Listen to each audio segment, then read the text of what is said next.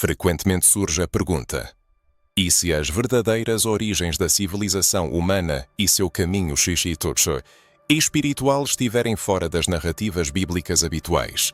Existe uma hipótese segundo a qual, muito antes de Yahweh assumir seu lugar como a divindade suprema, entidades espirituais africanas possuíam um poder tão profundo e transformador sobre a Terra que seus vestígios foram deliberadamente apagados dos anais da história. Por séculos, a humanidade foi ensinada a ignorar ou até mesmo a temer quaisquer manifestações de espiritualidade enraizadas no continente africano. No entanto, e se a verdade se esconder justamente nesta esfera aparentemente proibida? É hora de mergulhar em um domínio que poucos ousam explorar: o mundo das divindades africanas que moldaram a consciência coletiva da humanidade muito antes da imposição de dogmas monoteístas. Divindades como Olodumare, Mauulisa, Nzambi e muitas outras eram amplamente conhecidas por seu domínio sobre os elementos naturais, sua conexão inseparável com os grandes ciclos do cosmos e seu conhecimento primordial e ancestral, que, segundo a tradição, concedia liberdade e não escravizava o espírito. Não se trata de mitos efêmeros ou ficções, mas de forças espirituais reais que foram adoradas e reverenciadas por civilizações inteiras, até que um certo sistema decidiu silenciá-las e relegá-las ao esquecimento. Certamente, Abarukut, a pergunta surge: por que essas entidades ancestrais praticamente não aparecem nas escrituras sagradas que fundamentam a maioria das tradições religiosas ocidentais?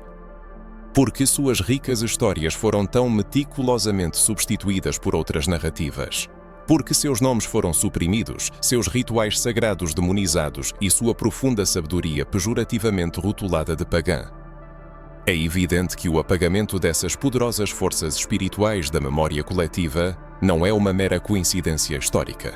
Foi uma estratégia cuidadosamente elaborada, um esforço coordenado para romper as raízes fundamentais da espiritualidade humana, destruir o profundo senso de identidade e afastar as pessoas da força interior capaz de despertar algo adormecido em seu espírito.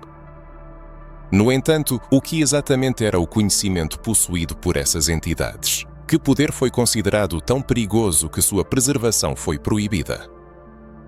E, mais crucialmente, porque este tópico ainda é sistematicamente evitado, censurado e frequentemente ridicularizado por muitos contemporâneos?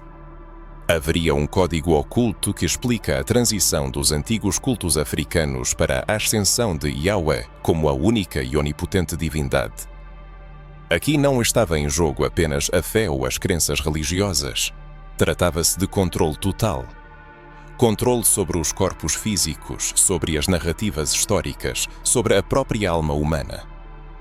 O material apresentado vai além de uma simples exposição histórica. Ele representa um chamado, um convite profundo para olhar além dos dogmas habituais e dos ensinamentos aceitos.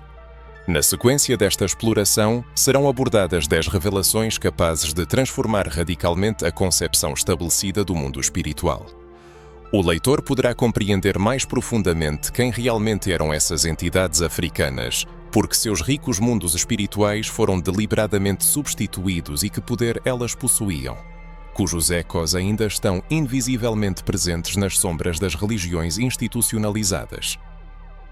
Uma análise meticulosa de evidências ocultas, o estudo de testemunhos suprimidos e um mergulho profundo em segredos capazes de reescrever completamente as concepções aceitas sobre as origens da espiritualidade humana estão por vir. Deve-se notar que nada do que será apresentado aqui será encontrado em livros didáticos tradicionais. Este material é, sem dúvida, perturbador.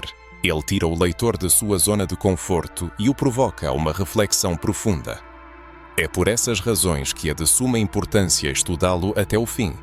Há uma grande probabilidade de que, ao descobrir o que foi tão cuidadosamente escondido, o indivíduo inicie o processo de reencontro com uma verdade que pulsa profundamente dentro dele e que esteve adormecida por muitas gerações. É preciso preparar-se. A jornada está apenas começando e a próxima revelação pode muito bem ser a peça que falta no quebra-cabeça espiritual de cada um. Se as informações apresentadas já abalaram convicções estabelecidas e provocaram uma profunda reavaliação de tudo o que se sabia sobre a espiritualidade, é o momento de expressar suas reflexões. A questão da familiaridade com essas entidades africanas surge inevitavelmente para o ouvinte. O que exatamente este material desperta na consciência? A participação de todos em tal diálogo é de extrema importância, pois, ao compartilhar seus pensamentos, as pessoas não apenas enriquecem a conversa atual, mas também quebram, juntas, o silêncio que foi imposto a essas verdades proibidas. Se tal revelação parece significativa, se esta jornada espiritual ressoa nas profundezas da alma, vale a pena considerar sua continuidade, pois este é apenas o começo. Para o público em geral, muitas vezes é desconhecido, ou este conhecimento é intencionalmente ocultado, que a espiritualidade africana não apenas precedeu a tradição hebraica, mas também possuía a capacidade de controlar camadas inteiras da realidade, demonstrando uma conexão tão profunda com o mundo invisível que, pelos padrões modernos das religiões institucionalizadas, isso seria imediatamente classificado como proibido, herético ou mesmo abertamente demoníaco. Tal situação não é acidental. Há uma razão muito válida pela qual o sistema dominante, por muitos séculos, buscou tão persistentemente relegar ao esquecimento a memória dessas entidades africanas. Muito antes de a primeira linha do livro sagrado de Gênesis ser escrita, os povos africanos já construíam relações espirituais profundas e multifacetadas com divindades que não apenas participavam da criação e ordenação do mundo, mas também serviam como fonte de aconselhamento, cura e transformação de vários aspectos da existência. Essas divindades não estavam distantes, nem eram inatingíveis ou ocultas do olhar dos mortais. Pelo contrário, sua presença era sentida em cada batida ressonante do tambor, em cada gesto expressivo dos rituais sagrados, em cada palavra proferida por anciãos sábios e sacerdotisas reverenciadas. Assim, a espiritualidade africana sempre foi, e ainda é, um sistema vivo e orgânico, pulsando continuamente com energia vital. No entanto, o que acontece quando um sistema cujo objetivo principal é dominar, colonizar e controlar totalmente, de repente percebe a existência de um povo com acesso direto e desimpedido a uma força espiritual? Uma força que não depende de intermediários, que não precisa da construção de templos monumentais de pedra, ou da observância de hierarquias impostas por impérios poderosos? A resposta a essa pergunta é ao mesmo tempo simples e implacável. Tal força deve ser completamente erradicada. Ela deve ser estigmatizada como primitiva, selvagem, maligna. Ela deve ser silenciada. E foi exatamente isso que aconteceu na prática. Colonizadores e estruturas religiosas ocidentais diligentemente se dedicaram a reescrever a história. As divindades africanas foram transformadas por eles em ídolos sem alma. Rituais seculares passaram a ser chamados de feitiçaria.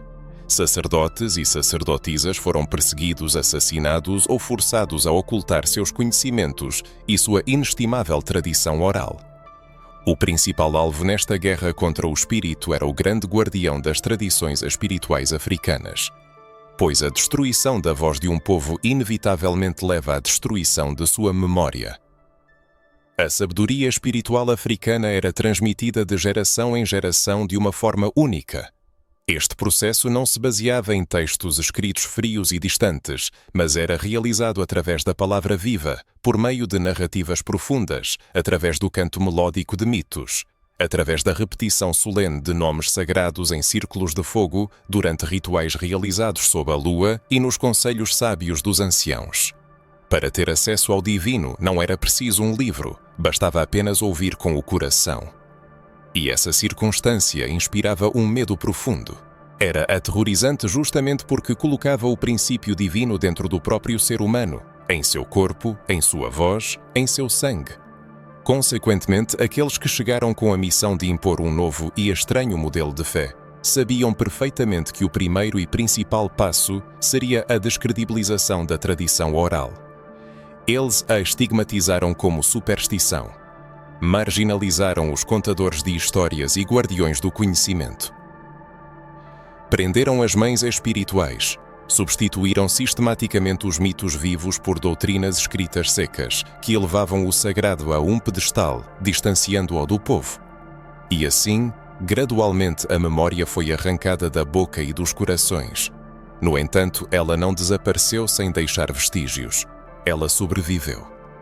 Em cada cântico de terreiro, em cada dança sagrada, em cada nome africano que conseguiu sobreviver à tragédia da diáspora, essa memória continua a pulsar.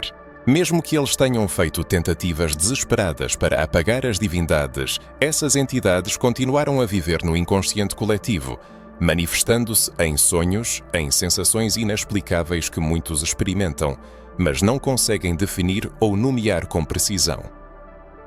Quando se trata de entidades ancestrais como Olumar, Olorun, Mau e Nzambi, estamos falando de consciências altamente desenvolvidas que eram reverenciadas e invocadas como a fonte primária da ordem cósmica muito antes de Yahweh adquirir o status de única divindade suprema nas tradições hebraicas. Esses nomes sagrados continham um conhecimento ancestral que não traçava fronteiras artificiais entre a esfera espiritual e a vida cotidiana. A preparação de alimentos, as danças rituais, o amor, as ações militares, o luto, o plantio, absolutamente tudo era percebido como um ato sagrado. Cada aspecto da existência era parte de um ritual contínuo. A espiritualidade africana não dividia o mundo em profano e divino, pelo contrário, o divino era imanente a tudo o que existe. Esta se tornou uma das mais profundas distinções em relação às religiões posteriores, que postulavam a separação do homem de Deus, do corpo da alma, do céu da terra. Tal novo modelo religioso, concentrado em um único Deus, não apenas oferecia uma perspectiva diferente. Ele buscava violentamente suplantar e substituir todo um sistema cosmológico. Para atingir esse objetivo, a tarefa primordial era apagar a memória daqueles que o precederam. É por isso que essas entidades são raramente mencionadas em sermões, palestras teológicas ou documentos oficiais. Reconhecer o fato de que, antes da verdade institucionalizada, existia uma espiritualidade antiga, poderosa, organizada e profundamente enraizada, sem dúvida, criaria uma gigantesca lacuna na narrativa dominante. Isso significaria reconhecer que os povos africanos não eram selvagens ignorantes, mas guardiões sábios do conhecimento, profundamente conectados ao cosmos, e não precisavam de salvação, pois já eram sagrados em sua essência.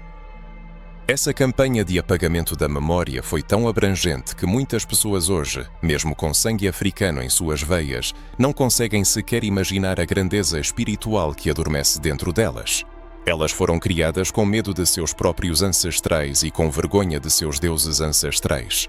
Incutiram nelas a crença na existência de apenas um caminho, uma luz, uma voz, enquanto dentro delas continua a ressoar uma sinfonia ancestral suprimida. Mas, e se alguém parasse agora mesmo e escutasse esse chamado interno? E se este material for o chamado que seu espírito esperava há tanto tempo para lembrar sua verdadeira origem? Isso não é apenas informação intelectual, mas sim uma verdade vibracional. Pois tudo isso não é apenas história. É um ato de ativação, redenção e o início de um reencontro com algo muito mais grandioso do que qualquer doutrina jamais poderia oferecer. A pergunta permanece: por que este conhecimento capaz de libertar tantas almas ainda permanece oculto? E o que mais pode ser revelado se as pessoas mergulharem profundamente nesta exploração espiritual? A humanidade mal arranha a superfície desse conhecimento ancestral. O que se segue promete ser ainda mais complexo e profundamente transformador. Vivemos em tempos extremamente desafiadores, quando antigas profecias começam a se cumprir. Mas muitos ainda não percebem a plenitude dos eventos que ocorrem no mundo. Talvez o leitor se pergunte se já ouviu falar dessas entidades africanas. Já sentiu alguma vez que carrega algo que não encontra explicação em nenhuma das religiões tradicionais? Se essas palavras encontram uma ressonância profunda em sua alma, talvez ele deva considerar a possibilidade de lembrar quem ele realmente é, ou perceber que a verdade ancestral exige a sua revelação. Agora que ficou claro por que tantas vozes foram silenciadas e por que a memória ancestral foi enterrada sob séculos de silêncio forçado, provavelmente surge a pergunta: quem eram essas entidades africanas? Quem eram esses seres poderosos que governavam a Terra antes da imposição do monoteísmo? Antes que Yahweh fosse entronizado como o único Deus supremo, cujos nomes ressoavam solenemente em rituais, danças e oferendas realizadas sob a mística luz da lua. Que força emanava dessas entidades, tão intimamente conectadas à terra, à natureza, ao corpo humano, ao espírito e ao vasto cosmos? Essas entidades não eram apenas deuses no sentido ocidental da palavra. Não eram nem distantes nem meras figuras simbólicas de mitologias há muito esquecidas. Elas representavam forças vivas, reais, ativas e conscientes. Eram parte integrante da ordem natural das coisas. E é por essa profunda razão que era impossível ignorá-las. Ao refletir sobre as antigas origens do universo, é impossível ignorar Olumare, que para muitas tribos iorubás representa o princípio supremo, a fonte inesgotável de tudo o que existe. No entanto, ao contrário da imagem de uma divindade distante e inacessível, Olumare está invisivelmente presente em tudo, movimentando mundos, sustentando sua existência, e, ao mesmo tempo, confiando a gestão do universo aos orixás, manifestações específicas da vontade divina. Olumare não é apenas um criador, é a energia vital, o axé, uma força pulsante que permeia o ar, o fogo, a terra, a água, o som e até o silêncio. Quando os iorubás invocam Olumare, eles não estão apenas pedindo algo, eles estão se lembrando de sua verdadeira essência, percebendo-se como parte de um grande todo que não pode ser subjugado por dogmas ou reduzido a um único nome. Outro nome ancestral que exige ser reintegrado ao panteão da espiritualidade mundial é Mawu-Lisa, a divindade suprema dos povos da África Ocidental, especialmente reverenciada no Daomé, hoje conhecido como Benin. Mawu-Lisa representa a unidade perfeita dos princípios feminino e masculino. Mawu é associada à lua, à noite, à ternura, ao ventre fértil, enquanto Lisa representa o sol, o dia, o calor, a ação. Em sua união, Mawu-Lisa encarnam o equilíbrio do universo, representando um análogo africano do Yin e Yang, mas como uma profundidade que transcende a simples dualidade. Eles não competem, mas se complementam harmoniosamente. E é em sua união que se esconde o mistério da criação. O culto de Mawu-Lisa demonstra claramente como a espiritualidade africana sempre valorizou a harmonia entre opostos, o equilíbrio de forças. Não havia ideia de dominação masculina sobre a feminina. Pelo contrário, o sagrado manifestava-se justamente na dança dessas energias. Um ensinamento poderoso que foi suprimido por culturas que impuseram patriarcado, repressão e controle. Um nome ancestral de suma importância é também Nzambi Aoungo, a divindade suprema do povo bantu da África Central. Nzambi não é apenas o criador, mas também o guardião da vida. Ele é aquele que insufla o espírito que acompanha a alma mesmo após a morte. Para o povo Bakongo, por exemplo, Nzambi reside não apenas nos céus, mas também nas árvores, nos rios, nos ancestrais. Ele é o movimento, o tempo, o caminho, o ciclo de vida, morte e renascimento. Essa percepção de Deus como um ciclo é revolucionária, especialmente em comparação com as concepções lineares de tempo e vida que dominaram o Ocidente. Para os povos africanos, tudo retorna, nada se perde. A morte não é o fim, mas uma curva no caminho. E neste fluxo, os ancestrais atuam como guias, pontes entre o visível e o invisível. Nzambi governa este ciclo com sabedoria, não com punição. Esta é uma diferença fundamental. Enquanto a tradição monoteísta coloca as pessoas sob constante ameaça de condenação, as entidades africanas apelam ao equilíbrio, respeito mútuo e autoconhecimento. Elas não vigiam, mas convidam. Não controlam, mas guiam. Não impõem medo, mas despertam a responsabilidade espiritual. E claro, não se pode esquecer de Nomo, do povo Dogon, no Mali. Nomo é um ser ancestral, inseparavelmente ligado à água, criação e linguagem. As tradições contam que Nomo desceu dos céus em uma nave de fogo, trazendo consigo o conhecimento das palavras e da ordem.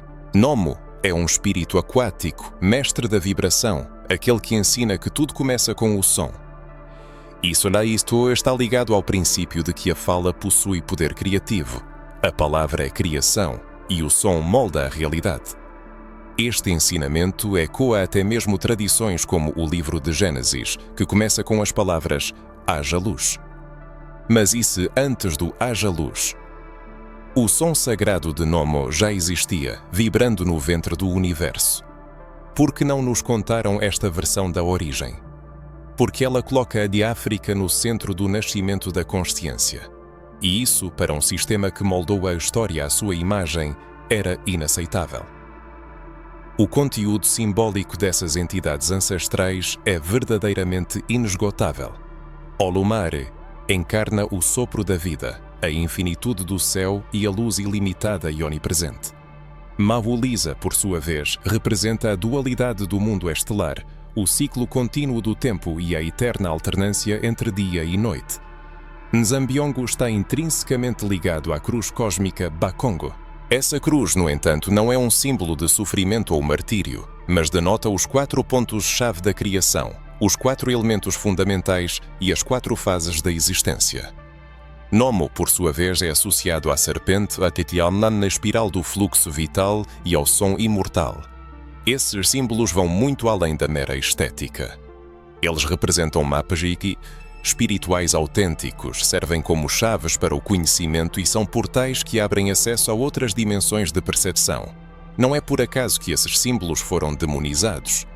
A razão reside no fato de que eles continham códigos poderosos, códigos de libertação, expansão de capacidades internas e reencontro com a verdadeira essência. Agora fica evidente porque essas entidades foram alvo de apagamento da memória da humanidade. Elas ensinavam que o sagrado reside dentro de cada pessoa, que não há necessidade de se curvar a estruturas e autoridades externas.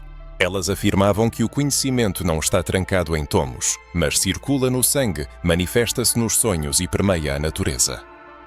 Essas divindades africanas nos apontam o caminho de volta ao nosso verdadeiro lar, um caminho que não implica culpa ou submissão, mas oferece um reencontro com nossa própria natureza espiritual. Elas não exigem perfeição, mas convidam à presença, consciência e verdade. E embora seus nomes tenham sido esquecidos por muitos e seus símbolos ocultados, o chamado dessas entidades continua a ressoar. Ele vibra no ritmo dos tambores, ecoa nos sonhos que nos despertam no meio da noite e vive naquele sentimento íntimo de que há algo dentro de cada um que precisa ser lembrado. Esse chamado é ouvido agora. A pessoa que escuta estas palavras talvez sinta seu coração acelerar, seus pensamentos turbilharem, os pelos se arrepiarem. Isso não é coincidência. É o retorno da memória. A alma diz: eu conheço esta língua. É precisamente por essa razão que é crucial refletir profundamente. Talvez neste momento a pessoa sinta que uma memória ancestral está viva ou que ela faz parte desse reencontro primordial. Quem ousará reivindicar sua história espiritual e permitir-se sentir o que por tanto tempo foi ocultado? E se fosse dito que os impérios mais antigos da Terra não eram apenas bastiões de riqueza, comércio e cultura, mas verdadeiros reinos espirituais cuja organização se baseava em uma conexão direta e profunda com entidades ancestrais? Estamos falando de civilizações onde o espiritual e o político não eram separados. Nessas sociedades, o governante não era apenas um monarca, mas também um representante terreno das divindades, uma ponte viva entre os mundos visível e invisível. Muitas cidades e impérios funcionavam exatamente com base nesse princípio. Toda a sua estrutura social girava em torno do sagrado. Imagina um povo que não apenas reconhecia o poder das entidades, mas também construía sua sociedade sob sua direta orientação espiritual. Era assim que as coisas funcionavam em reinos como Oyo, o antigo Benin, o Império Mali, o Reino do Congo, a Núbia, Aksum e muitos outros que foram sistematicamente apagados das crônicas e livros didáticos históricos tradicionais. Mas esses povos sabiam perfeitamente o que estavam fazendo. Eles compreenderam algo que o mundo moderno perdeu. O poder político, desprovido de raízes espirituais, acaba sendo vazio, instável e propenso à corrupção. No antigo Império de Oyo, por exemplo, o Alafin, o rei supremo, não governava o Estado sozinho. Seu poder era legitimado e guiado por um conselho de líderes espirituais, babalaôs e sacerdotisas, que por meio de oráculos comunicavam-se com os orixás e, assim, direcionavam as decisões políticas. Não havia uma separação entre o templo e o palácio como tal. A lei que regulava a vida do povo tinha tanto uma natureza espiritual quanto social. E tal sistema não era percebido como opressão. Pelo contrário, era considerado uma forma de proteção, pois esse poder emanava de um profundo respeito pelos ciclos da natureza, de uma escuta atenta à sabedoria dos ancestrais e da busca pela harmonia com as energias que sustentam toda a vida. No Benin, especialmente durante o apogeu do reino, os reis eram reverenciados como descendentes diretos dos deuses. A estrutura urbana obedecia a rigorosos princípios espirituais. Praças, portões, altares, cada elemento tinha sua finalidade energética. E as pessoas de Tetsile estavam profundamente conscientes de que a prosperidade material só era possível com o alinhamento espiritual. Antes de iniciar o plantio, invocavam a bênção dos orixás da terra. Antes de tomar decisões importantes, consultavam os efés. A dimensão espiritual não era um detalhe secundário, ela constituía a base de tudo no reino do Congo. A concepção de liderança também era sagrada. O Mani Congo, o governante supremo, não apenas representava seu povo, mas também era visto como o guardião do equilíbrio entre os mundos. Ele era responsável por manter a ordem nos ciclos cósmicos, pela correta execução dos rituais, pela veneração dos falecidos e pela paz dos espíritos ancestrais. Não era apenas uma função política, mas uma profunda missão espiritual que exigia iniciação, pureza de pensamento e profunda sabedoria. Essas civilizações funcionavam como organismos vivos e interconectados, onde absolutamente tudo fazia parte de uma vasta teia cósmica. A arte servia como expressão do divino. A música não era apenas som, mas um chamado. A guerra era percebida como um ritual. A agricultura representava uma aliança com as entidades da terra. Nada era neutro ou casual. Cada aspecto da vida tinha um profundo significado espiritual, e essa visão abrangente determinava como as pessoas interagiam umas com as outras, como organizavam sua vida cotidiana, como educavam seus filhos, como cuidavam dos idosos e como percebiam a inevitabilidade da morte. A liderança espiritual era distribuída e coletiva. Existiam homens e mulheres que desempenhavam papéis estritamente definidos. Em muitos casos, as sacerdotisas eram as guardiãs dos segredos mais profundos. Não havia domínio de um sexo sobre o outro. Prevalecia um profundo respeito pelos papéis que cada ser desempenhava na comunidade. Era uma sociedade que via a espiritualidade como um princípio orientador fundamental e não como uma das muitas opções religiosas. E essa organização complexa não era caótica de forma alguma. Ela se distinguia por um alto grau de complexidade e desenvolvimento. Existiam calendários sagrados, dias estritamente definidos para a realização de rituais, ciclos de iniciação e códigos de ética transmitidos de geração em geração oralmente e aplicados rigorosamente na prática. A espiritualidade constituía a própria base desses reinos. Ela era o código moral, a estrutura legal e um sistema educacional abrangente. A escola, no sentido moderno da palavra, não existia, porque a própria vida era um aprendizado espiritual contínuo. As crianças cresciam aprendendo os nomes de suas linhagens espirituais, dos orixás ou voduns que as governavam, os símbolos que representavam seus poderes e os tabus que deviam observar. Era uma educação baseada no autoconhecimento, na formação da identidade e em uma profunda conexão com algo muito maior do que a existência individual. E essa abordagem contribuía para a formação de indivíduos com um nível mais elevado de autoconsciência e maior responsabilidade para com sua comunidade. Imaginemos uma sociedade totalmente imersa em sua própria e única trama espiritual, onde cada elemento da vida é santificado por um profundo significado e sustentado por fortes laços comunitários. O que acontece quando uma cultura diferente invade esse mundo estabelecido, declarando impiedosamente que todos os seus fundamentos são falsos, demoníacos, bárbaros? Qual é o destino de um povo quando seus membros são despojados de seus nomes sagrados, seus tambores rituais, seus ritos ancestrais, sua conexão inseparável com sua terra natal? A resposta a essas perguntas é simples, mas dolorosamente angustiante. Tal intervenção leva a um completo colapso interno do grupo étnico. Foi exatamente esse processo trágico que foi implementado em relação à África, quando sua identidade se viu ameaçada de completa aniquilação. No entanto, apesar de todas essas tentativas impiedosas de apagamento total, os ecos inextinguíveis dos antigos reinos africanos continuam vivos, pulsando no coração da modernidade. Sua presença é sentida nos cultos africanos que existem até hoje, mantendo sua força original. Esses ecos estão gravados em danças que sobreviveram aos horrores da escravidão, em palavras que cruzaram as águas infinitas do Oceano Atlântico, em rituais secretos transmitidos de geração em geração e também em símbolos que surgem inesperadamente nos sonhos daqueles que nunca os estudaram conscientemente. Além disso, eles inspiram poderosos movimentos de renascimento, onde jovens e adultos redescobrem ativamente seus nomes espirituais ancestrais, suas raízes profundas e sua força interior, buscando restaurar o legado perdido.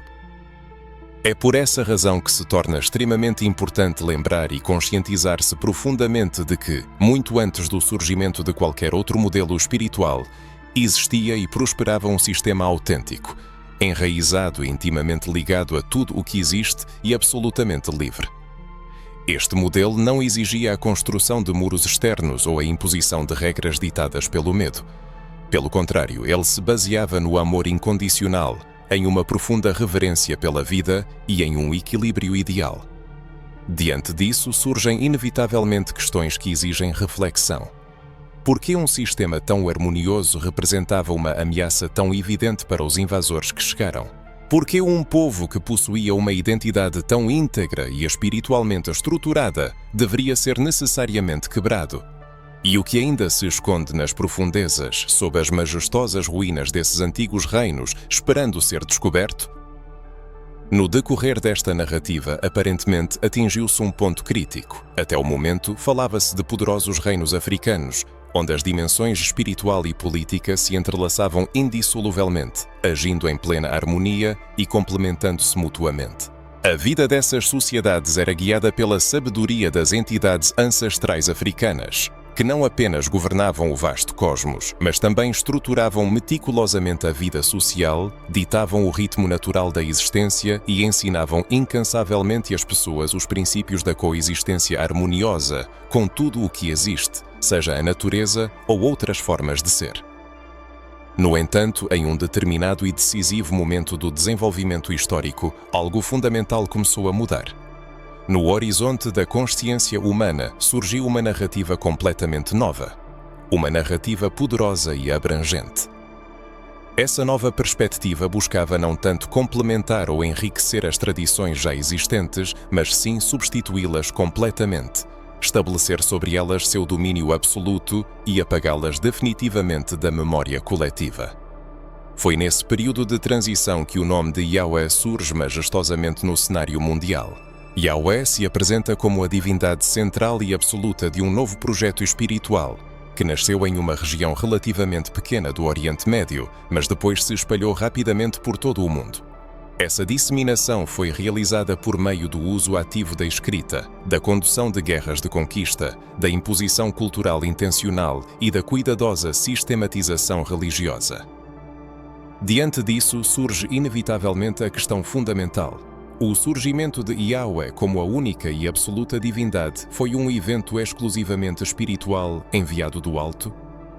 Ou esse fenômeno teve também, e talvez principalmente, um caráter político e geoestratégico profundo, sendo intencionalmente moldado para consolidar o poder e estabelecer controle total sobre as narrativas sociais? É importante notar que a adoração a Yahweh não surgiu de repente como uma nova revelação vinda diretamente do céu. Pelo contrário, foi o resultado de um processo lento e multifacetado.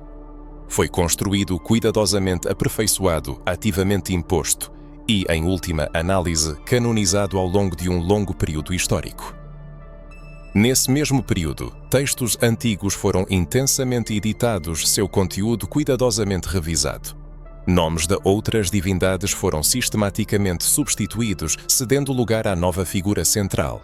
E as multifacetadas versões da criação do mundo, que antes incluíam muitas entidades divinas e uma cosmogonia complexa, foram intencionalmente simplificadas e centralizadas em torno de um único princípio.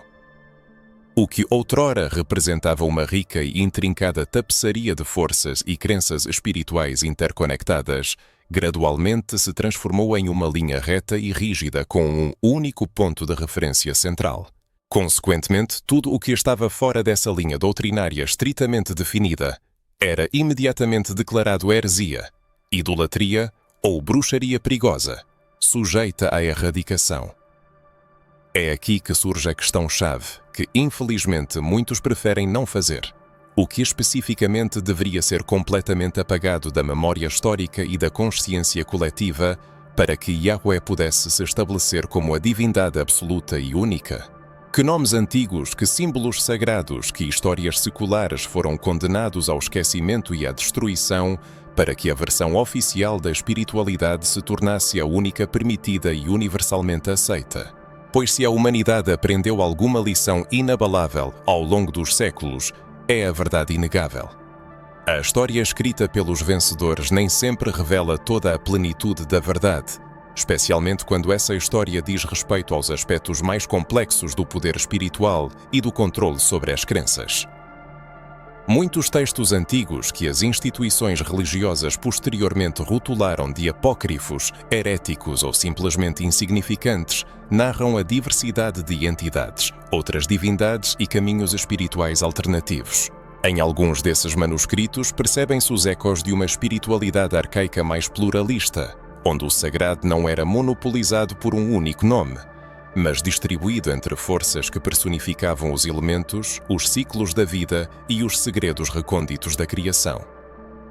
No entanto, à medida que a figura de Yahweh se afirmava incessantemente como o único Deus verdadeiro, toda essa diversidade era sistematicamente entregue ao esquecimento. Cria-se a impressão de que a ascensão de Yahweh marcou um marco histórico, quando o divino deixou de ser um espaço de diálogo e se transformou em uma estrutura rígida de obediência. Anteriormente, as entidades africanas transmitiam sabedoria através da experiência direta, ações rituais, sensações corporais e uma conexão direta com a natureza e os ancestrais. Agora, do ser humano exigia-se apenas fé cega, submissão incondicional ao texto sagrado e dependência total da instituição religiosa. O poder, que antes estava enraizado dentro do ser humano, agora se desloca para fora. O indivíduo deixa de ser templo e se transforma em parte do rebanho. Essa transição também trouxe uma maneira completamente nova de interagir com o divino. O Deus único, agora imposto a todos, se apresenta como punidor, testador, exigindo sacrifícios. A imagem de Yahweh, especialmente nas primeiras fontes, é frequentemente retratada como um ser ciumento, vingativo, sedento de exclusividade, que trava guerras por territórios e destrói civilizações inteiras. Isso contrasta fortemente com as entidades africanas, cujas ações se baseavam em princípios de equilíbrio, ordem cósmica e reciprocidade. É importante ressaltar que não se trata aqui de demonizar Yahweh ou de atacar a fé daqueles que o seguem. A essência da questão não é essa. Precisamos refletir honesta e profundamente. Por que nos contaram apenas essa parte da história? Por que a figura de Yahweh ocupou o lugar central absoluto na espiritualidade oficial, enquanto centenas de outras divindades foram desacreditadas, excluídas do panteão, rebaixadas ao nível de lendas ou demónios? Essa mudança foi um movimento espiritual verdadeiramente orgânico, gerado por uma revelação divina, que naturalmente eclipsou tudo o que existia antes, ou foi habilmente construída como parte de um plano maior? Um plano de controle cultural, unificação de crenças, dominação sobre o mundo subjetivo do ser humano. Quando um povo se transforma em aderente de uma única verdade, quando lhe é incutido que tudo o que o precedeu era mentira, pecado, engano, não se efetua apenas o controle sobre o presente. Isso é reescrever o passado. A identidade espiritual das pessoas é formada com base em um paradigma e tudo o que dele se desvia se torna perigoso, proibido, invisível. Além disso, essa centralização espiritual serviu de base para o colonialismo, a escravidão e o genocídio cultural. Pois se Yahweh é o único Deus verdadeiro, então os outros deuses devem ser destruídos. Se existe apenas um caminho para a salvação, então todos os outros caminhos devem ser bloqueados. Essa lógica, imposta violentamente em todo o mundo, justificou a erradicação de conhecimentos ancestrais, a destruição de culturas inteiras e cosmologias ancestrais. E quando consideramos as espiritualidades africanas nesse contexto, torna-se evidente que elas não foram tratadas como alternativas legítimas, mas como ameaças ao projeto religioso dominante. Tudo o que se referia à adoração de orixás, voduns, inquices e outras entidades foi rotulado como feitiçaria, idolatria e ocultismo. Mas essas práticas eram realmente perigosas? Ou o verdadeiro perigo estava no fato de que elas capacitavam as pessoas, restauravam sua conexão direta com o divino, ensinavam-nas a ler os sinais da natureza, a ouvir seus ancestrais e a compreender profundamente a si mesmas? O surgimento do fenômeno Yahweh deve ser visto não apenas como o nascimento de um novo sistema religioso, mas como um marco verdadeiramente épico que reformatou a espiritualidade mundial sob a bandeira da lógica da exclusão e da dominação. Além disso, foi um momento em que muitos caminhos ancestrais e originais da humanidade começaram a ser ocultados, silenciados e intencionalmente distorcidos. É por isso que a atual recuperação desses conhecimentos antigos assume uma importância tão vital. Pois, ao se voltar para o que existia antes do surgimento de Yahweh, a humanidade não está apenas reconstruindo fragmentos da história espiritual. Ela está recuperando uma parte fundamental e inalienável de seu próprio ser. Isso permite romper o ciclo vicioso do apagamento, curando a profunda amnésia espiritual que foi imposta por séculos de colonização e doutrinação ideológica. Ao estudar atentamente as estruturas religiosas que estabeleceram seu domínio no mundo após o surgimento do monoteísmo, o observador rapidamente chega à compreensão. Trata-se aqui não apenas de crenças, mas de um domínio abrangente. E então surge inevitavelmente a questão: por que a espiritualidade africana original, tão profunda, indissoluvelmente ligada aos elementos naturais, aos ritmos da vida, à memória imperecível dos ancestrais, ao longo da história encontrou tanto ódio feroz, tanta violência sem precedentes e um desejo tão persistente de suprimi-la? A resposta talvez soe dolorosa, mas é surpreendentemente simples, porque ela era muito livre. Essa profunda liberdade espiritual que os povos africanos possuíam desde tempos imemoriais, muito antes do surgimento de quaisquer escrituras bíblicas, representava uma ameaça direta e fundamental a todo o projeto das religiões institucionalizadas. E não era apenas uma questão de teologia, era uma questão de poder, de controle. Um povo que é capaz de se comunicar diretamente com seus ancestrais, que sabe ler os sinais do céu e da terra, que percebe o próprio corpo como um templo sagrado, que não precisa de sacerdotes intermediários e que não vive em constante medo de punição eterna. Um povo assim é extremamente difícil de subjugar. E quando dominar pelo medo se torna impossível, então surge a necessidade premente de inventar novas formas de intimidação. É por essa razão que, com o tempo, qualquer manifestação de espiritualidade que saísse dos limites da ortodoxia recém-estabelecida era imediatamente rotulada como heresia. Aquilo que antes era reverenciado como sabedoria ancestral acumulada, de repente passou a ser percebido como idolatria. Aquilo que servia como medicina sagrada de cura foi declarado bruxaria maliciosa. Aquilo que representava uma união profunda com as forças primordiais da criação passou a ser interpretado como um pacto com as forças das trevas. O princípio era extremamente claro: tudo o que não se encaixava nos novos marcos religiosos deveria ser destruído, totalmente desacreditado ou completamente distorcido. No entanto, apesar de todos os esforços sem precedentes para suprimir essa poderosa força, os ecos da sabedoria antiga continuam a surgir, manifestando-se até mesmo nas escrituras sagradas das religiões dominantes do mundo. Alguém já pensou na famosa passagem de Gênesis 1:26? Façamos o homem à nossa imagem, conforme a nossa semelhança. Vale a pena parar e refletir cuidadosamente, porque a forma plural do verbo é usada aqui. Façamos.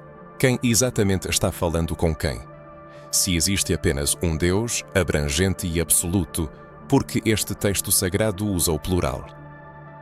Este detalhe, aparentemente insignificante, que muitas vezes é ignorado ou apressadamente explicado, pode ser a chave para a compreensão, uma espécie de rachadura na narrativa monolítica dominante. Ele serve como uma sutil sugestão de que talvez no ato da criação outras entidades estivessem presentes. Isso atesta que o princípio divino, antes de ser unificado e centralizado, possuía uma multiplicidade. Representava um ser coletivo distribuído entre várias entidades conscientes dotadas de funções únicas, mas interconectadas. Nos anais da história humana existem outros textos que, embora classificados como apócrifos, ou seja, excluídos do cânon oficial das escrituras sagradas, contêm menções inequívocas a uma multiplicidade de divindades, a seres celestiais independentes, bem como a concílios de entidades divinas que regiam os destinos da humanidade. No entanto, essas escrituras foram relegadas à sombra, não por sua suposta falta de inspiração, mas porque não harmonizavam com a narrativa dominante da época. Elas representavam uma ameaça à concepção de uma única voz divina, um único caminho para a fé e uma única forma de interagir com o sagrado. É nesse contexto que se desenrola o verdadeiro antagonismo entre a energia espiritual primordial e profunda e o controle institucionalizado sobre a religião. De um lado, observamos um modelo de espiritualidade que enxerga o divino em tudo o que existe. No sussurro etéreo do vento, nos fluxos vivificantes da água, na dança flamejante do fogo, nos olhos sábios da ancestral, no aroma da terra úmida após a chuva, no milagroso nascimento de um bebê, na inevitabilidade da morte, que não é percebida como um fim, mas como um portal para outra dimensão. De outro lado, deparamo-nos com uma estrutura rígida, que busca aprisionar o divino nas paredes de pedra dos templos, nas encadernações dos livros sagrados, nas construções hierárquicas, e que exige obediência incondicional como a mais alta manifestação de fé. O choque entre essas duas cosmovisões é inevitável, pois o espiritualismo africano ancestral prega da autonomia do espírito humano. Ele devolve ao indivíduo sua própria força interior. Ele afirma que cada pessoa é um templo. Ele ensina que cada um de nós é uma extensão de uma fonte criativa inesgotável. O ser humano é capaz de acessar esse poder interno sem a permissão de ninguém. O sistema religioso institucionalizado, ao contrário, prescreve: obedeçam, submetam-se, esperem a bem-aventurança celestial, temam os tormentos infernais, confiem naqueles que declaram seu mandato divino para falar em nome de Deus. E embora tal controle tenha se estabelecido como norma ao longo do tempo, ele não conseguiu apagar completamente o brilho da verdade primordial. Em muitas comunidades, tanto no continente africano quanto nas diásporas forçadas, a memória espiritual permaneceu viva, embora oculta, mascarada e, por vezes, fragmentada. O mais surpreendente é que, apesar de todos os esforços para desacreditar essas antigas tradições, elas continuam a chamar, a despertar, a encontrar caminhos para sua própria revitalização. Talvez esse chamado já tenha chegado até você. Talvez tenha se manifestado em um sonho que você não conseguia interpretar. Talvez em uma melodia que fazia seu coração vibrar de uma maneira especial. Provavelmente naquele momento em que você se sentiu completamente sozinho, mas ao mesmo tempo percebeu uma presença amorosa e atenta. Isso não é uma mera coincidência. É uma manifestação da memória espiritual. É a força primordial que busca se manifestar, que busca se reconectar com você, tentando romper o círculo vicioso do esquecimento forçado. E a descoberta mais surpreendente é a percepção de que mesmo na Bíblia canonizada existem chaves para a compreensão dessa batalha espiritual. Personagens misteriosos que aparecem e desaparecem, como Melquisedeque, descrito como sacerdote do Deus Altíssimo, mas sem início de dias, nem genealogia, nem linhagem. Quem ele era? Qual era o propósito de sua aparição? De onde ele veio? A Bíblia não oferece explicações. Ela não deseja explicar, pois o levantamento de tais questões pode levar a outras, e essas questões nos tiram da zona de conforto habitual. Nas escrituras não canonizadas, como o livro de Enoque, encontramos narrativas sobre anjos caídos, gigantes e entidades que transmitiram conhecimentos espirituais, mágicos e tecnológicos aos seres humanos. Por que esses textos foram retirados? Por que essa versão da história foi rejeitada? O que havia de tão ameaçador nesses registros que exigiu seu silenciamento para que uma nova estrutura religiosa pudesse afirmar sua autoridade sem impedimentos? Quando se compara o espiritualismo africano ancestral com a tradição que se estabeleceu como oficial, torna-se evidente que se trata de dois mundos com aspirações diametralmente opostas. Um busca incessantemente o despertar do eu interior, enquanto o outro almeja o controle total da consciência. O primeiro convida à reunião com a fonte primordial do ser, enquanto o segundo dita a submissão incondicional a dogmas estabelecidos.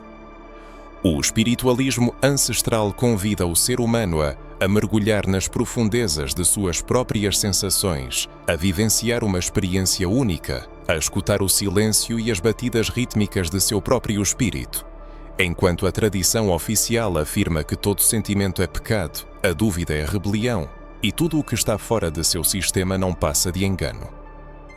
O mais preocupante nesta situação é que inúmeras pessoas vivem sua vida espiritual sem perceber o quão distantes estão de sua verdadeira essência. Elas não suspeitam que carregam um antigo código ancestral que nunca foi destruído, mas apenas temporariamente silenciado por influências externas.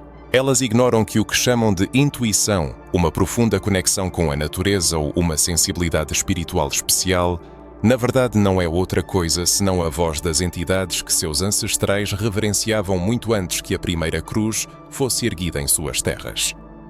Muitos sentem esse conflito espiritual interno em sua alma, e isso serve como um sinal claro de sua busca incessante por aquela verdade capaz de conceder a verdadeira liberdade.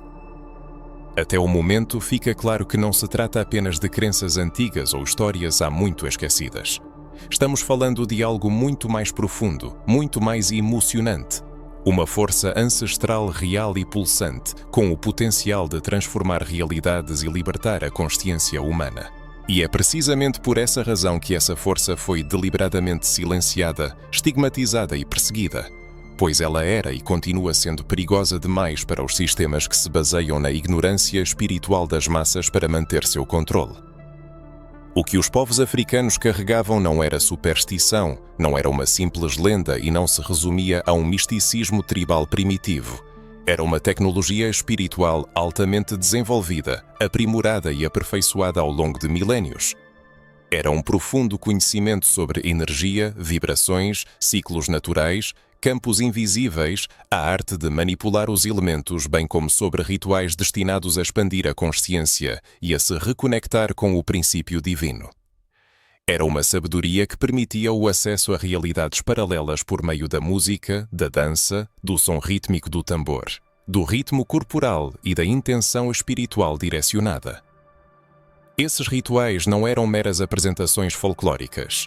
Eram operações energéticas complexas. Quando o círculo de tambor gira no terreiro, quando o canto é executado com precisão ancestral, quando o sacerdote traça símbolos no chão com farinha branca ou água, algo se move nos planos invisíveis. Algo é ativado. E aqueles que possuíam esse conhecimento sabiam perfeitamente o que estavam fazendo. Eles compreendiam os princípios de funcionamento dos portais espirituais, sabiam como conduzir a cura emocional, como invocar proteção energética e como alinhar o corpo humano com os fluxos cósmicos da natureza. Essa tecnologia não dependia de dispositivos mecânicos. Ela se baseava na sintonia fina, na presença consciente, na conexão profunda. Era uma ciência espiritual que incluía o uso de plantas, símbolos, imagens gráficas sagradas, padrões sonoros, técnicas de respiração, oferendas e estados alterados de consciência.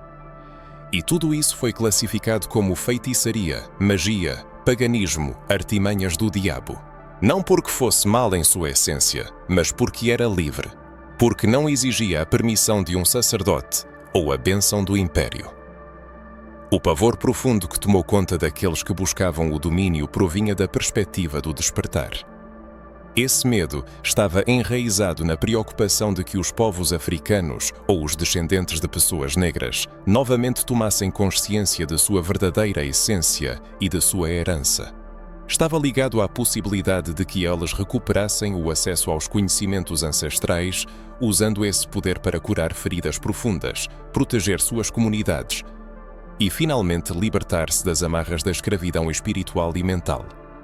Tal força precisava ser ocultada, apresentada como algo sombrio, temível e amaldiçoado.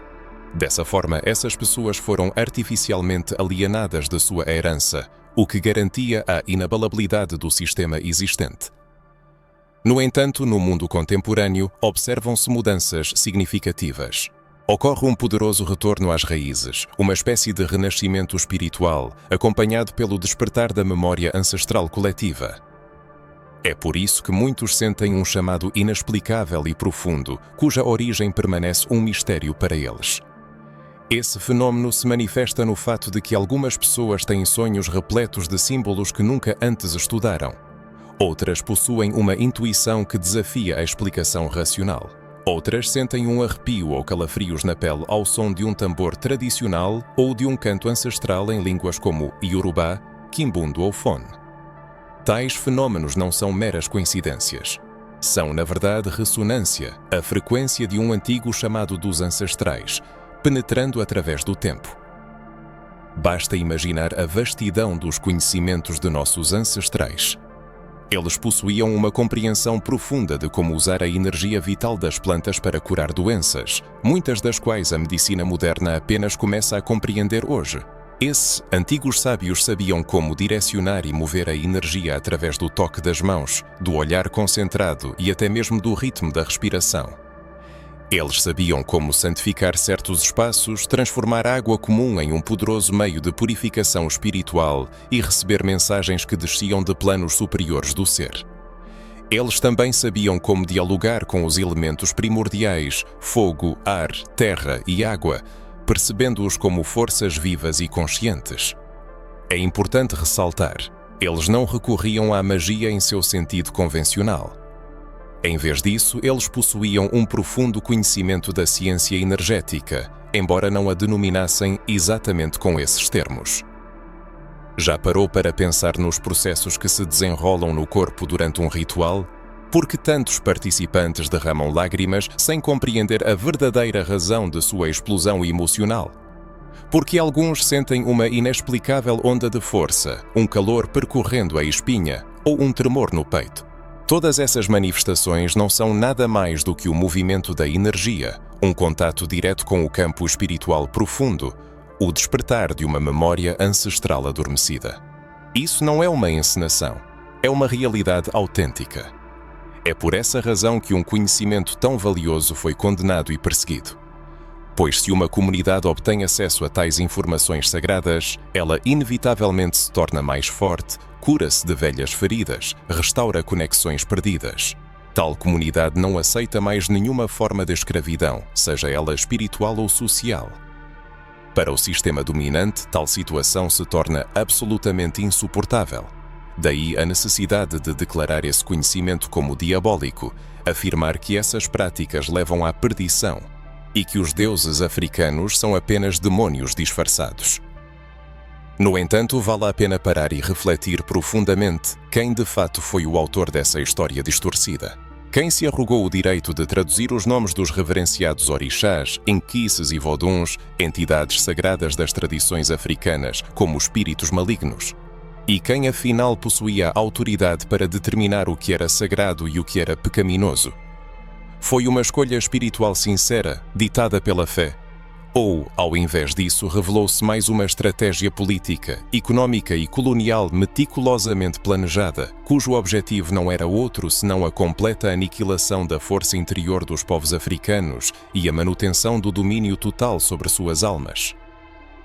Os invasores não buscavam apenas a posse de terras alheias, riquezas em ouro e corpos escravizados. Seu verdadeiro objetivo era algo muito mais valioso: a conexão espiritual direta das pessoas com a fonte de tudo o que existe. Eles sabiam perfeitamente que o poder autêntico de um povo não reside em sua força física ou arsenal de armas. Ele está contido em sua alma. E quando essa alma desperta para seu verdadeiro potencial, nenhuma força é capaz de detê-la. É por isso que neste exato momento, enquanto a pessoa ouve estas palavras, algo profundo dentro dela começa a despertar, a se mover. Começa a vibrar, respondendo a um chamado ancestral. Talvez a consciência racional ainda não seja capaz de compreender completamente o que está acontecendo, mas uma voz interior sente isso inequivocamente. A pessoa sente que algo sagrado dorme dentro dela, uma herança que foi ensinada a seus ancestrais e que agora bate insistentemente à sua porta. Não é por acaso que ela está aqui, não é por acaso que estas palavras a encontraram. Isso acontece porque chegou a hora de reativar essa força outrora proibida. Não para desafiar ninguém ou entrar em confronto, mas para alcançar a cura, a verdadeira liberdade e se reconectar com o que sempre lhe pertenceu por direito espiritual. Você sente isso? Sente a força ancestral despertando dentro de você, buscando a conscientização? Estas palavras possuem uma vibração especial e, ao serem percebidas, algo profundo dentro começa a se mover, respondendo a um chamado ancestral. Não é surpreendente como certas palavras, símbolos e rituais são invariavelmente encontrados em culturas completamente diferentes, separadas por vastos oceanos e milénios de história. Não notou que gestos espirituais peculiares, arquétipos característicos e até mesmo figuras divinas surgem nos cantos mais remotos do planeta sob diferentes nomes, mas com funções e significados praticamente idênticos? Isso não é uma mera coincidência. É um sinal claro de algo muito mais profundo e abrangente do que uma simples concorrência de circunstâncias. A sabedoria primordial da humanidade, ao que parece, é muito mais interligada do que nos foi dito, muito mais do que poderíamos imaginar. O que, aparentemente, separa as tradições espirituais, na verdade não é sua essência profunda. É, antes, sua narrativa dominante, a camada superficial do relato. E quando começamos a enxergar através das fronteiras artificialmente impostas, através das doutrinas que inutilmente tentam fragmentar o divino em partes exclusivas, o que se apresenta aos nossos olhos é uma verdade pulsante e viva. As raízes espirituais de toda a humanidade brotam do mesmo solo fértil. Quando voltamos nosso olhar para as antigas religiões africanas, com seus orixás, veneração às águas, inquices e entidades elementais, e depois as comparamos, por exemplo, com o Antigo Egito, descobrimos paralelos verdadeiramente impressionantes. As divindades egípcias, como Ísis, Osíris, Horus e Thoth, não apenas possuíam uma estreita ligação com as forças naturais, mas também funcionavam dentro de um sistema altamente ritualizado, onde o som, os hieróglifos, os elementos e os ciclos do cosmos estavam profunda e indissoluvelmente integrados. A figura de Maat, deusa da justiça e do equilíbrio cósmico, por exemplo, encontra seu reflexo no mesmo princípio que os africanos denominam Aye alinhado. Um estado de equilíbrio harmonioso com o próprio destino e o universo. Essa semelhança não é apenas estética. Ela é muito mais profunda, é energética, é vibracional. O uso da cor branca como símbolo de pureza, a aplicação de certos incensos, a reverência devota ao sol como fonte inesgotável de energia vital, bem como os cânticos capazes de ativar frequências espirituais específicas. Tudo isso está presente tanto nas práticas religiosas egípcias quanto nos cultos africanos ancestrais. Muda apenas a linguagem, a forma externa de expressão. No entanto, o espírito principal e profundo permanece inalterado. E quando nos aprofundamos ainda mais, estudando o sistema espiritual da antiga Suméria, as semelhanças continuam a surpreender. A Suméria, uma das civilizações mais antigas da humanidade, narrava sobre deuses que, segundo as tradições, desceram dos céus, trouxeram conhecimentos inestimáveis aos humanos e participaram diretamente da criação da humanidade. Esses deuses, conhecidos como Anunnaki, mantinham uma conexão direta com os elementos da natureza, a agricultura, a passagem do tempo e as estrelas. Se isso soa familiar, é apenas porque essa história, na verdade, se repete, embora com palavras diferentes, nos mais diversos cantos do nosso planeta. A narrativa sobre os Anunnaki ecoa os mitos dos Nomo dos Dogons, dos deuses criadores orixás dos Yorubás, dos inquices das florestas bantas. Novamente, o nome muda, a designação externa. Mas permanece inalterado o arquétipo, a função espiritual, o conhecimento energético profundo transmitido por esses seres. Agora vamos dar mais um passo em nossa investigação. A espiritualidade hindu, uma das mais antigas e complexas do mundo, também contém códigos que, ao que parece, ecoam diretamente os sistemas africanos. Os chakras, esses centros de energia localizados ao longo do corpo, são surpreendentemente semelhantes ao que os sacerdotes africanos chamam de pontos de força. O uso de mantras e cânticos sagrados lembra os cânticos de invocação executados em círculos de tambores, onde o som não é apenas um meio de expressão, mas uma poderosa tecnologia de ativação. Shiva, divindade do renascimento e da destruição de padrões obsoletos, pode ser energeticamente interpretado como uma figura que se assemelha a Exu, orixá dos caminhos e das transformações. Lakshmi, deusa da abundância e da beleza, carrega energias muito semelhantes às de Oxum, deusa das águas doces, do amor e da fertilidade. Não estamos afirmando que são os mesmos seres no sentido literal, mas sim apontando para a existência de um campo comum de consciência espiritual que se manifesta em diferentes lugares, utilizando linguagens e símbolos adaptados às culturas e tradições locais. Quando uma pessoa percebe que tradições tão diversas, por vezes aparentemente polares, têm uma origem vibracional comum, ela começa a desmantelar ativamente o mito enraizado da exclusividade religiosa. Chega à compreensão de que o divino não tem um único dono e a espiritualidade é como a água. Ela, como uma substância viva, é capaz de mudar sua forma, adaptando-se ao recipiente em que é colocada, mas sua essência profunda e sagrada permanece invariavelmente santa e primordial. O sistema, como um mecanismo onipresente, procurou romper essa conexão fundamental. Ele insistentemente queria que as pessoas acreditassem na fragmentação do conhecimento, que estivessem convencidas de que apenas uma religião era autêntica e verdadeira, e todas as outras eram equívocos, caminhos errados ou simplesmente formas menos desenvolvidas de apreender a existência. No entanto, tal pensamento é profundamente colonial, de natureza marcadamente imperialista e voltado para o controle total. Ele nega resolutamente a verdade inquestionável. Os povos antigos estavam unidos por algo muito mais grandioso e abrangente do que as doutrinas criadas muitos séculos depois. Essa conexão não é apenas simbólica, ela possui uma profunda natureza energética. Rituais africanos ligados à incorporação e ao transe são surpreendentemente encontrados nas práticas xamânicas dos povos indígenas, nas danças estáticas do Oriente Médio, bem como nas cerimônias do Sudeste Asiático. O corpo aqui atua como um canal para o divino, a música como uma chave universal para outras dimensões, o fogo como um elemento purificador e transformador, e a água como uma mensageira espiritual. Os instrumentos utilizados nessas práticas são, essencialmente, os mesmos, e a sabedoria que carregam é verdadeiramente universal. É essa circunstância que explica por que muitas pessoas, ao entrar em contato com qualquer uma dessas antigas tradições, experimentam uma sensação instantânea e profunda de conexão, como se seus corpos se lembrassem do que suas mentes, por alguma razão, esqueceram. O tambor rítmico africano é capaz de evocar os mesmos arrepios que um mantra hindu profundo. O aroma de um incenso consagrado pode despertar memórias cuja fonte é desconhecida para a pessoa, mas que, no entanto, estão cheias de profundo significado. Isso não é outra coisa senão o espírito que se lembra de sua verdadeira natureza.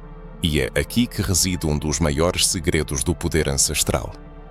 A verdadeira espiritualidade nunca divide, pelo contrário, ela une. Ela abre os olhos das pessoas para o fato de que elas não são ilhas isoladas no oceano da existência, mas partes integrantes de uma rede espiritual global que foi fragmentada em favor de interesses políticos, económicos e religiosos. Quando uma pessoa alcança essa profunda compreensão, ela se liberta do medo paralisante de estar espiritualmente errada. Ela percebe que seu espírito sempre soube o verdadeiro caminho, que os nomes e as denominações mudam, mas a luz em si permanece inalterada. Essa luz, como um fio invisível, conecta a pessoa à África, Egito, Índia, Suméria, Andes e ao antigo Japão. Ela a liga às estrelas, ao cosmos ilimitado. Ela a une àquilo que muitos chamam de fonte, outros de criador, outros de energia e ainda outros de Deus. O nome, em última análise, não é tão importante quanto a própria experiência, e essa experiência é única para todos. A pessoa é parte de algo muito maior, muito mais antigo e infinitamente mais sábio do que jamais lhe foi contado. E agora, nesta etapa da sua jornada espiritual, cada um pode se perguntar: isso ressoou em sua alma? Ele sente o fio invisível que conecta essas tradições, tão distantes geograficamente e culturalmente e ao mesmo tempo tão próximas em sua essência. De fato, quando olhamos para o presente, vemos claramente as consequências prejudiciais do que aconteceu ao longo de muitos séculos de apagamento espiritual. Não é apenas uma questão de história ou cultura perdidas, é muito mais profundo. É uma questão de identidade, memória ancestral, energia que foi rompida e ainda hoje busca se reunir com uma força imparável.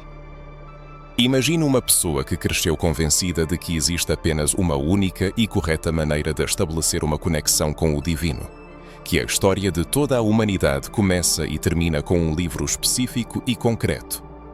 Enquanto tudo o que o precedeu era completamente ignorado, ridicularizado ou mesmo criminalizado. Tal desconexão não pode ser neutra. Ela cria um vazio profundo nas pessoas, uma sensação de que algo fundamental e vital está faltando.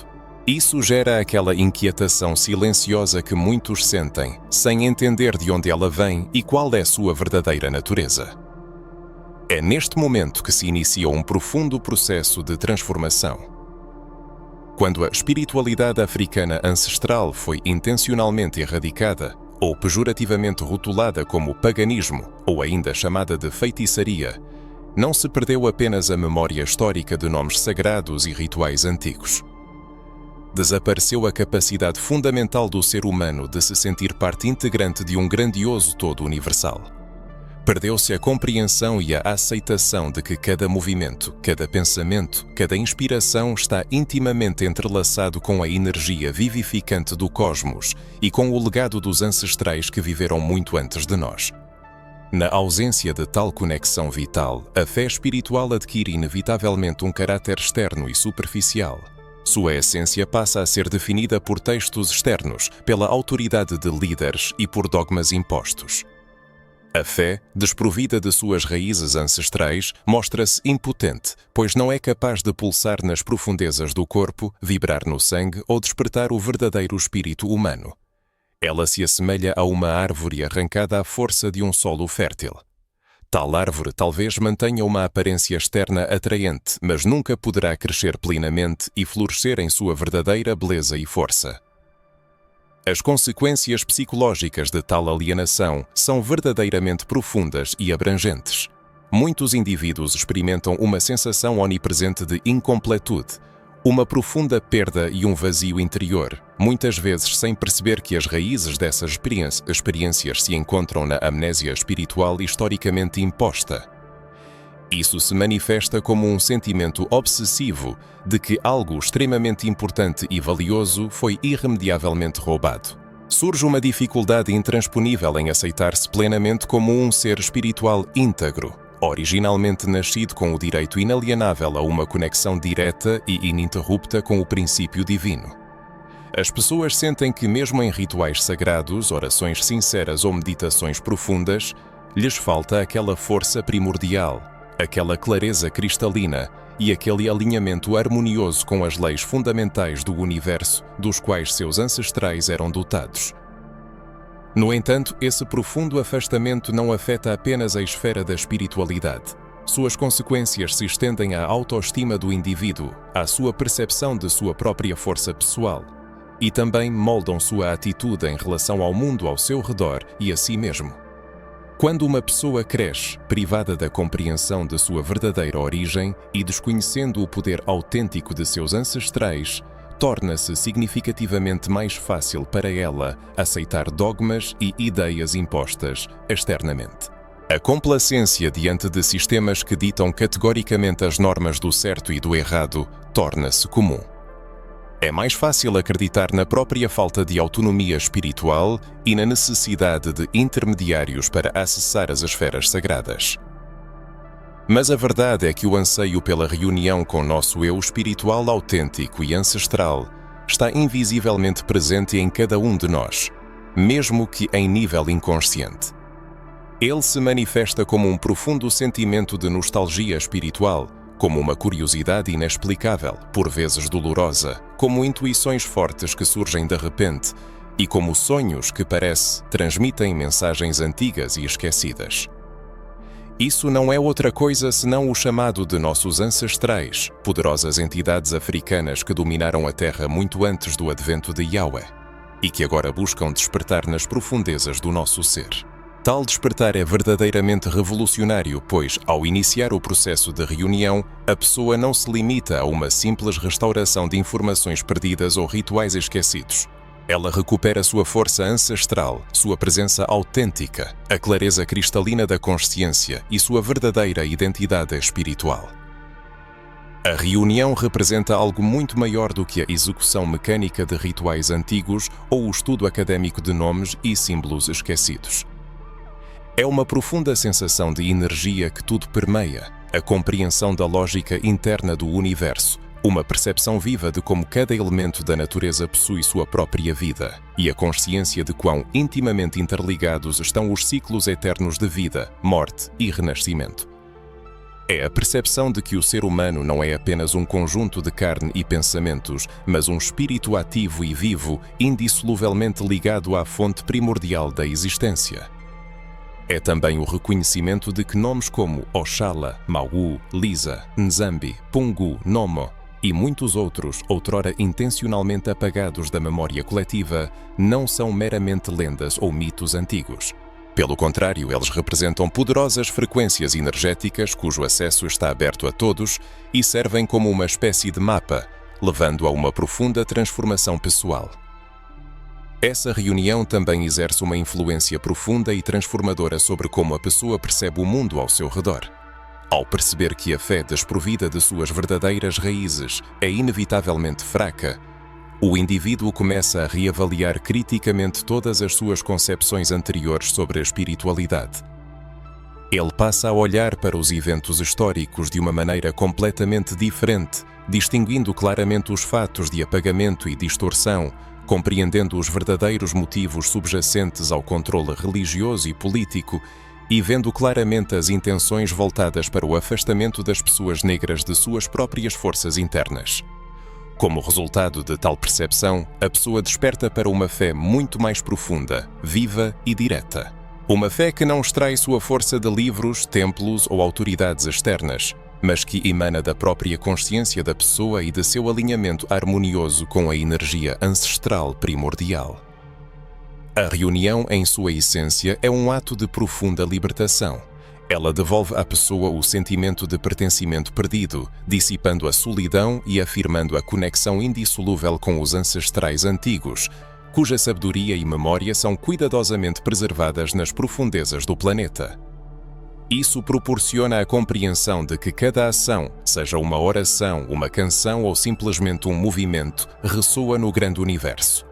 Todas essas manifestações da vida se entrelaçam harmoniosamente em algo grandioso que sustenta o próprio tecido da existência, que pulsa na mesma frequência sagrada que as entidades que dominaram a Terra muito antes do advento de Yahweh e que até hoje aguardam sua reunião com cada um de nós. É essa profunda consciência que serve como catalisador para a transformação das vidas humanas. Pois quando a pessoa percebe que sua verdadeira identidade espiritual foi traiçoeiramente roubada, ela simultaneamente compreende a possibilidade de sua restauração completa. Isso lhe permite reescrever sua própria história, recuperar seus nomes sagrados ancestrais, seus símbolos esquecidos, retomar a conexão viva com a natureza, os elementos e seus ancestrais. Gradualmente, chega à compreensão de que essa busca fundamental vai muito além de um anseio pessoal. Ela tem um caráter abrangente e coletivo. Tal processo fortalece comunidades de forma abrangente, amplifica as conexões ancestrais, desperta a consciência adormecida, destrói irrevogavelmente padrões arraigados de submissão e desunião e abre amplos caminhos para uma espiritualidade verdadeiramente viva, profundamente consciente e extraordinariamente poderosa.